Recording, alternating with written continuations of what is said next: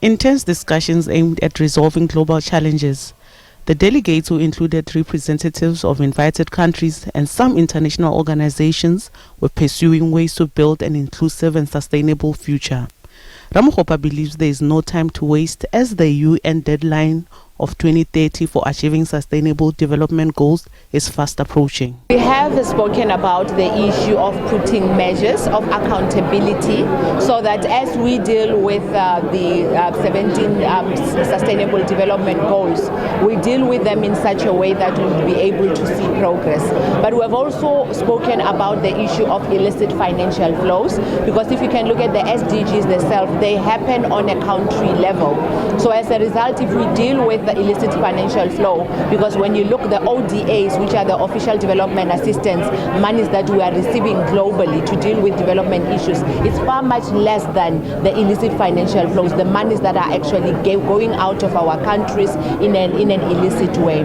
So if we deal with that particular part by making sure that we have capacity building of developing countries and low-income countries, we will then now be able to mobilize domestic resources to deal with our own development. The delegates also investigated financial injustice concerning development. The issue of illicit financial flow is actually at the center of it all, because if you're not going to deal with issues of tax evasion, if you're not going to address the issues of the ODAs that are spoken to, because there are countries that are saying if you are going to come up with new measures, we need to leave the ODAs. We're saying that we can't leave the ODAs. We have already agreed on those ODAs, so they must still continue. As much as we are putting new systems in place and we are discussing new ways of dealing with finances and development on its own, we still have to continue with the old systems that we have put in place. However, the issue of global tax has been at the center of our own discussions. Delegates from different countries also shared their views around the G20 discussions. We have multiple shocks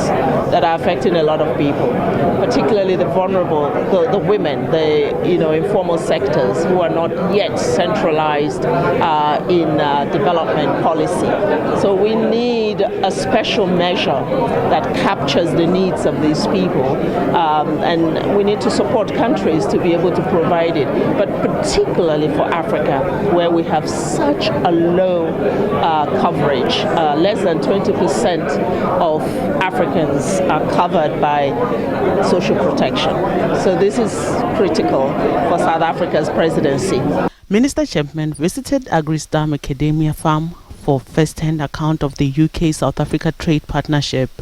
The UK has invested in the farm, which exports nuts to the UK with support from the British International Investment. The investment has so far created 400 new jobs in Mpumalanga.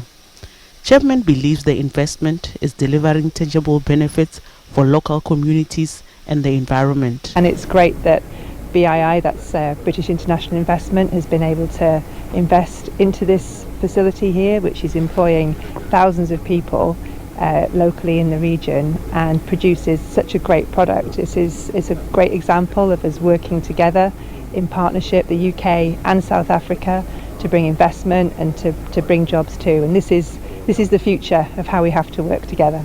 The AgriSA management has been battling a number of challenges before the investment came along. The nut industry went through a bad patch, and with them coming on board, it really gave us a forward leap with investment into onto the farm with equipment and for the labor. We went through a bad patch. As you know, the price of the nut industry was very low, and with them coming on board, it's like sailing a surf at this stage. We're getting ahead. One of the topical issues discussed was the rhino poaching and its impact on tourism and wildlife conservation. South Africa is a home to the world's largest population of white rhinos. While poaching remains a significant threat, the white rhino population has, however, showed signs of recovery. The South African government has called for collaborative efforts to combat illicit wildlife crime. The G20 group discussions are continuing. Mpumalanga, SABC News, Mpumalanga.